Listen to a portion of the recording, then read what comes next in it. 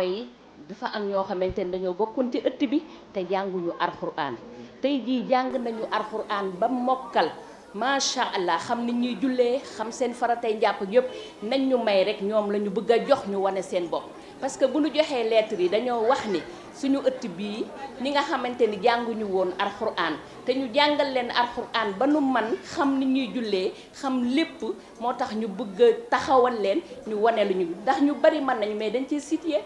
5 personnes. kon nag loolu rek ndax dañuy jox suñu imaam ak suñu ustaas yi ñu defal ñu waxtaan ci jigéen ak ni mu war a jaamoo yàlla jigéen ak ni mu war a jàngee alxuraan